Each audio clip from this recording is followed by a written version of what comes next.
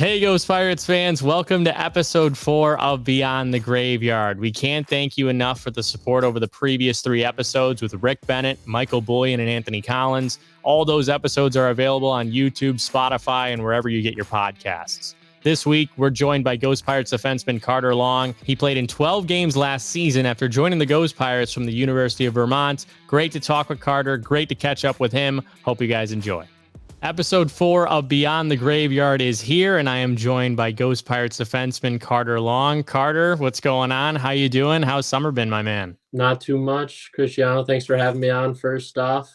Summer's been great so far. Spent the first little bit relaxing and recovering, and now back in full grind mode, getting ready for the season. Yeah, you had a pretty unusual season last year, which we'll get into in a little bit, but playing your final season of college hockey, jumping right into professional hockey, is it just nice to, wind down a little bit? I know you guys are probably itching to get going on October 20th at End Market Arena, but that reset period, it's pretty important for a guy like yourself after the grueling college years you've had over the past 5 seasons. For sure. I mean, coming from college, you'd go through that whole season and going through everything with those guys, and then you kind of, after the season, joining the Ghost Pirates, it's kind of okay, kind of got to get going again and prove myself, and had a great time down in Savannah, and I can't wait to spend the full season down there next year, hopefully. So can't wait. Yeah, and for Ghost Pirates fans that maybe don't know the most about you because you came in at the end of the year after the college season, you ended up your last year at Vermont. Where did you grow up? Why did hockey stick out to you? Was it always something that was in Carter Long's trajectory to be a professional hockey player? Yeah, I mean, that was kind of always my goal. So I grew up, a little about me. I grew up in Yorktown, Virginia. Not technically the biggest hockey hotbed for sure.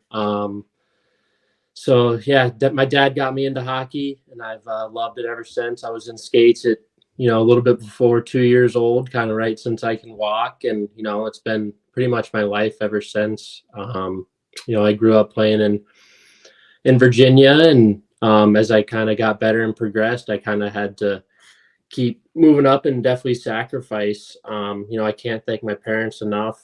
They made all sorts of sacrifices for me. When I was in 8th grade, we made the decision to, drive 3 hours up to Washington, D.C. a couple times a week for practice, and then even longer on the weekends for games. So we did that for a couple of years, and, just to kind of keep moving up the ranks. And then fortunately got the chance to play a little prep school hockey, Selects Academy up in Connecticut, and things kind of got rolling from there. But yeah, I can't thank my parents enough, and my sister and my support system. I mean, they've been great my whole life, and it was always my dream to play college hockey and then kind of let the chips fall where they may with pro. And I've been very lucky so far and very fortunate in all the places that I've landed, and I can't wait to get this season going.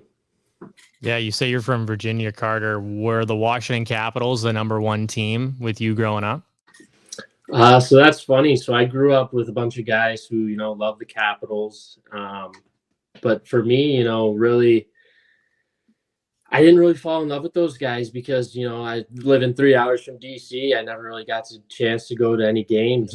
Still haven't been to a Caps game.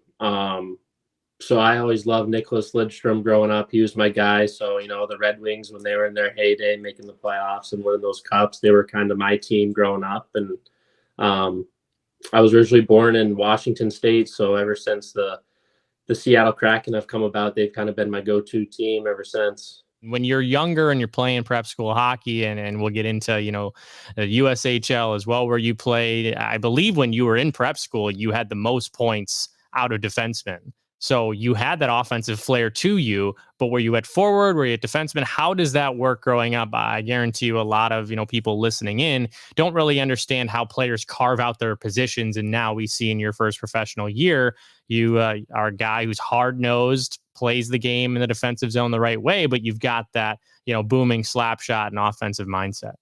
Yeah. I think when I was in Pee-wees, I was kind of one of the better players on my team, and kind of one of the only guys that could skate backwards. So they stuck me back there. And, it was I think I remember being a little pissed at first because, I like playing forward and scoring all the goals all the time. But I think just it was probably the best decision for me, being a bigger guy and stronger guy growing up. I think that it kind of translated well. But yeah, I mean, kind of carving out my career path. I mean, I was never technically the best guy on my team growing up. I mean, I just kind of, put my nose to the grindstone and kept working harder and working on my game. And I mean, that season where I kind of led the defenseman in points is just kind of a result of, hard work and, you know, working on my shot. And that's kind of where I got most of my offense, the hard shot from the point, and you never know what can happen from there. So, but yeah, I think just playing my game kind of as I've gotten older into college and pro, really embracing that shutdown role, being great on the penalty kill and, shutting down the top players on the other team is something that I take tremendous pride in, and hopefully be one of those reliable defensemen next year on the team. Yeah, and then you took the USHL route. So in junior hockey, there's plenty of different avenues you can go down. You can go up north to Canada, play in the OHL, the WHL, the QMJHL. But for you, it was the USHL. And when you were growing up, I was born in 1996. When I was growing up, I did not understand what the USHL was. I mean, you had heard guys going through there, a Joe Pavelski, a Patrick Sharp, guys, had gone through to college hockey, and they had used the USHL route in a sense. Did you fully understand what that league was in junior hockey when you went into it? No, not really. I mean, growing up in Virginia, we're not around that at all, really, any juniors or anything like that. But yeah, kind of as I got into high school, you kind of start seeing, where guys' career paths lead them. And, a lot of them who go on to play Division I college hockey end up playing in the USHL. And I had a good year in high school, and I committed to the University of Vermont. And I think that kind of put me on the map for the USHL. And, I was fortunate to be drafted by Lincoln. And I love my 2 years there. I know you were there as well. And I still talk to my billets. Shout out to John and Shelley, and they were great. And I loved my time in Lincoln, all the guys, the coaching staff, and man, I wish I could go back. So do it all over again. Yeah, let's dive in a little bit. I was in Lincoln from 2019 to 22. You were in Lincoln around 2016, 2017, 18 season. Yeah. You go from Virginia to Lincoln, Nebraska. And again, that's the capital city.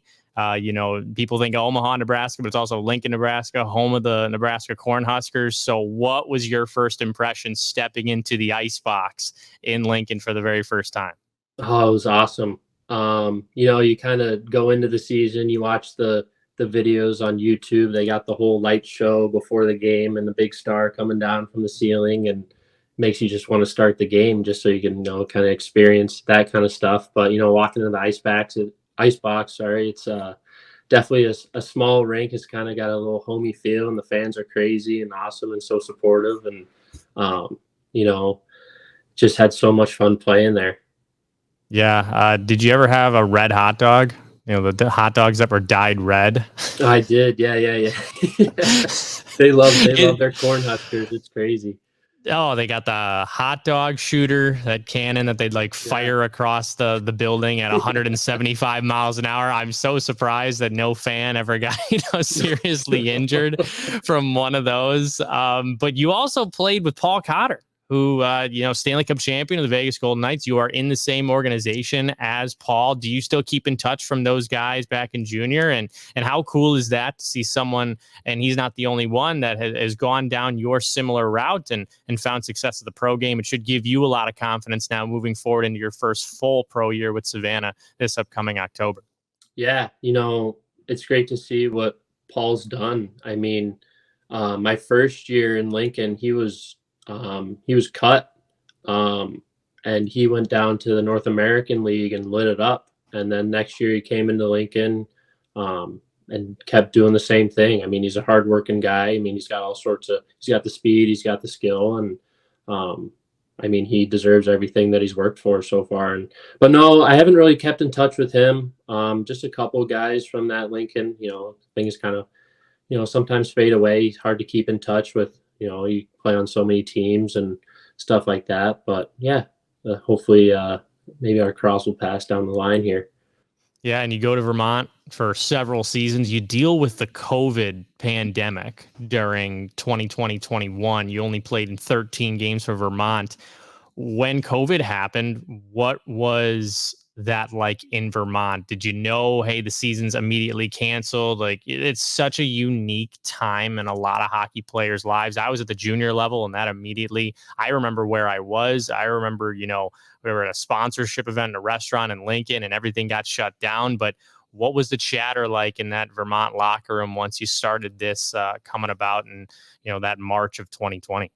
It was weird. It was weird for sure. I mean, there's a lot of question marks going into that season, right? With all the COVID stuff going on and the lockdowns, and are we going to play? Are we not? And it just seemed like every day it was getting juggled, and um, you know, I mean, it was pretty serious time, and we'd start back up practice, and somebody gets COVID, and you shut down for 2 weeks, and it was just kind of a cycle like that.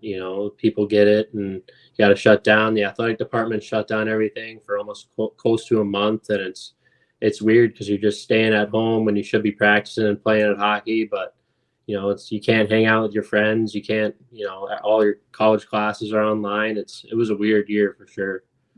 And did that prolonged lapse in playing hockey, being able to get on the ice, do something that you've done since you were 2 years old, did that kind of humble you a little bit and not wanting to take this experience for granted, all the connections you've made, all the experiences you've had playing this game when COVID shuts everything down? You don't know when you're going to play again. Luckily, obviously, everything has transpired the way it has the past few years. But what was that like to be a hockey player your entire life and then actually know, Carter, you have to stay inside and you can't do anything? Yeah, I mean, it was tough for sure. Sitting around the house, playing some video games with the guys, and you just kind of talking like, "Hey, when's this thing gonna start up?" But we were fortunate being in Vermont where it's cold, so a lot of us guys, if practice wasn't happening, we were shut down. We would go out and play pond hockey. So it was kind of we scratched that itch a little bit when we weren't playing as a team. So, but yeah, we just tried to make the most of it. I mean, everybody's going through it, and we tried to, make the most of it and stay together as a team, and try to do all those things to stay together. And because you never know when you're going to get started again, and only playing 13 games sucked, and that played a huge part in me going back for a fifth year, the COVID year, back to University of Vermont, because I felt like that year was kind of wasted. Kind of lacked that chance to develop, and because you're not on the ice every day. And so I just felt like, going back for a fifth year with a great coaching staff, and it really helped me kind of prepare for pro even more. Yeah, and you were also named an alternate captain for that graduate season. It was your second year wearing a letter at Vermont. What type of responsibility did you hold, and how do you handle those roles? I know when you came into Savannah, you already acted like a pro, and I'm not saying that because I'm talking to you right now. I think you carry yourself with a quiet confidence, and hey, this is the way things are supposed to go, and I'm going to let that bleed into my teammates as well, just to instill a culture. And Vermont, it felt like you had that impact.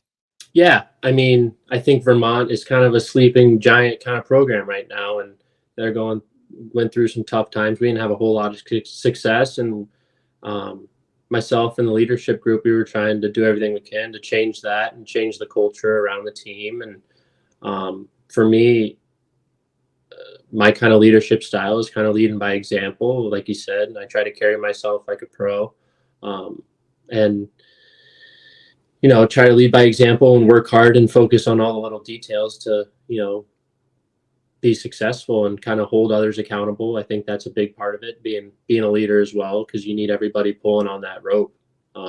So I just try to, coming into Savannah, just try to be myself and do my thing, and let the chips fall where they may.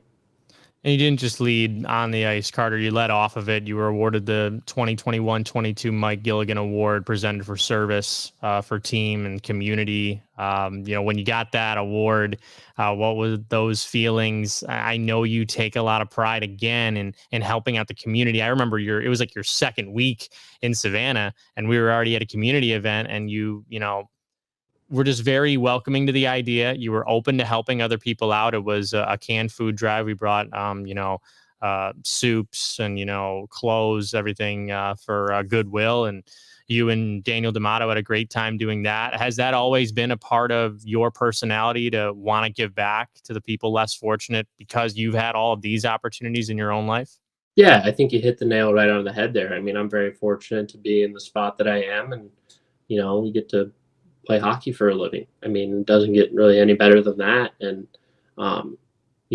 especially in Vermont, kind of UVM hockey is kind of the mainstay in Burlington. So, I mean, whether we're winning or losing, the fans would show up, and you just try to, they're so supportive of the program, and you want to support them right back. I mean, it's good to get to know the people that are in the stands because you see familiar faces all the time in the same spots in the rink, and getting to know those people was awesome for me. And especially coming down to Savannah, you feel that support from the town all the time. And I mean, it speaks for itself. 34 out of 36 games sold out, right? And it's something that it's very exciting, and I think everybody wants to play in front of a crowd like that. And I'm coming down to Savannah. I think there was an autograph signing at the Civic Center, and I mean the autograph line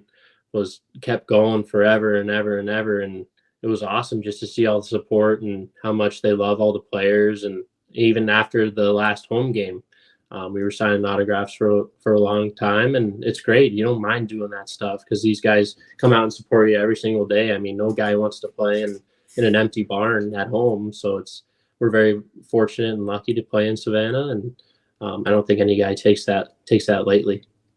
And do you like being in sort of a non-traditional hockey market once again now in Savannah and being a part of building a culture that has, electrified throughout the ECHL, doing something nobody's ever done before, selling out that many home games, breaking the ticket sales record, merchandise records, all the stuff that the great front office and hockey operations staff of the Ghost Pirates have accomplished?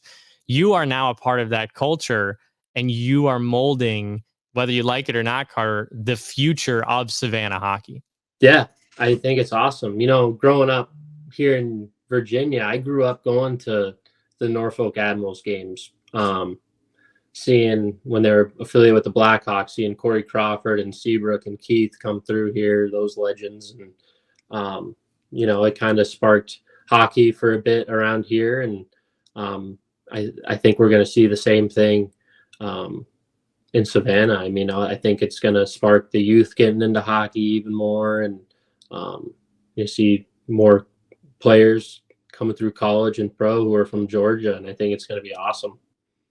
So what made you want to come back then? Was that always the number one destination? You played 12 games in Savannah. You got a little taste of the pro game at Enmarket Arena and those home atmospheres. And here you are again, ready to get geared up for your first pro season.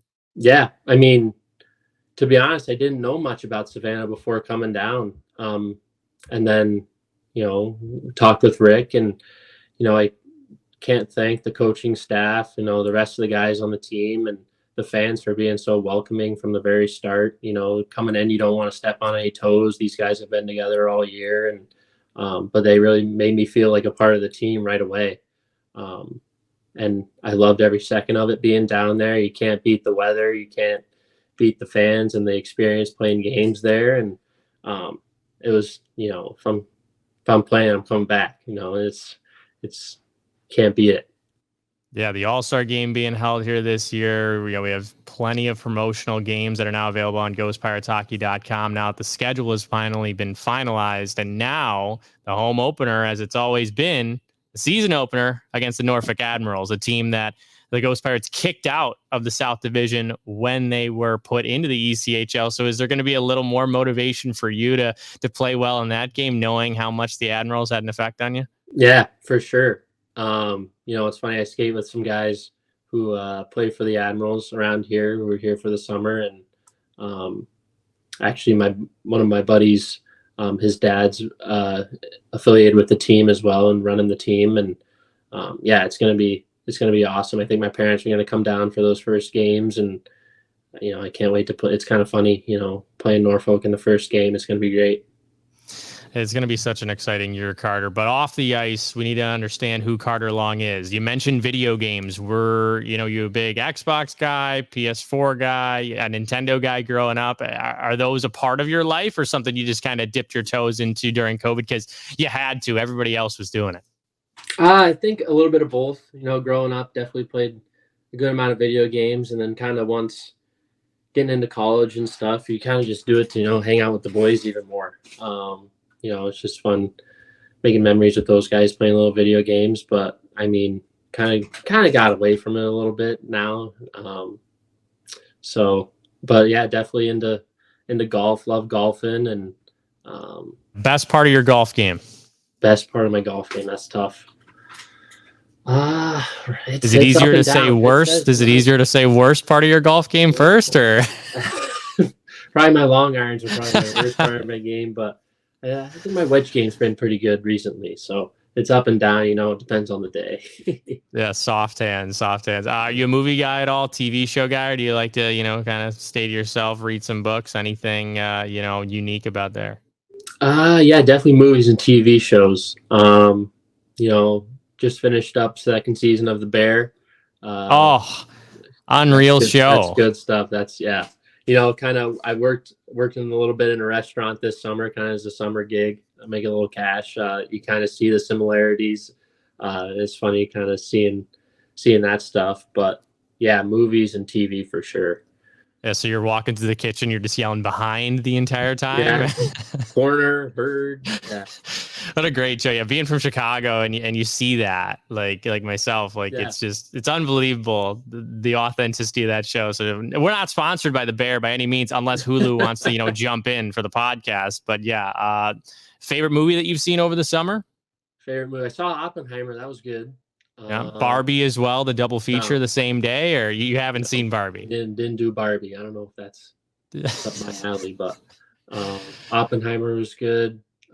Top. Rick's gonna put Oppenheimer on the first bus ride at full volume. You know that, right? I think it's a long movie. It'll last the whole bus ride. Oh man, that's another thing about the camaraderie with the guys in this room, Carter. When you came in, it just seemed like you gelled with everybody. Did you get that same sense of, even though I'm a guy on a pro tryout basis or an amateur tryout at the time after your college days, that okay, pro hockey is just as advertised as what I've heard, because nobody here treats me like I'm ostracized or an outsider? No, I mean not to beat a dead horse, but the guys were so welcoming. I mean, I came in and I was living with Brent Peterson, and he's just a great guy, and hanging out with all the guys, Ski and Ross Armour that are coming back, and can't wait to see those guys again. But yeah, I mean, the culture there is awesome, and hopefully keep building upon that. And I mean, coming to pro, everybody's on a level playing field, and everybody's trying to move up and play well, and I think all pulling towards a common goal and winning hockey games, especially in front of these Ghost Pirate fans. Before I let you go, Carter, is there one thing you want to do in Savannah? Maybe hit a museum or a certain landmark or anything this upcoming year that maybe you've heard about that you need to still do? We checked the box at the end of last year. We went to Bananas game. That was a lot of fun seeing those guys do what they do. But yeah, my girlfriend's coming down with me this year. I mean, we can't wait to, get to know the city and kind of walk around and see the shops and the different restaurants. I mean, we're foodies, so can't wait to check out the restaurant scene and, really get to dive into the city and see what it has to offer. I mean, only being there a month, you can only experience so much, especially with the hockey that's going on. But, we can't wait to get to know the city and all the people and the fans. And I mean, you hear nothing but good things about Savannah, so we can't wait. All right, good to know that you're a foodie. We'll maybe have a Carter Long reviews video series throughout the year at different restaurants in Savannah. Who knows? If you're a huge Yelp critic, I gotta be a little better about the pregame meals than knowing I've got some guys judging. No, but Carter, thank you so much. This was such an awesome time. Really good to talk with you once again this summer, and looking forward to seeing you in a month, man. Thanks for having me, Cristiano. I can't wait to see you down there. And we've got about a month left here. So about a month left. Mark your calendars already. October 20th. Can't come soon enough. Carter, again, thanks for coming on, man. Really appreciate it. Thank you for listening to this week's edition of Beyond the Graveyard. Have a question for the Ghost Pirates? Send a direct message to our social media channels or email info@ghostpirateshockey.com. We'll see you next time.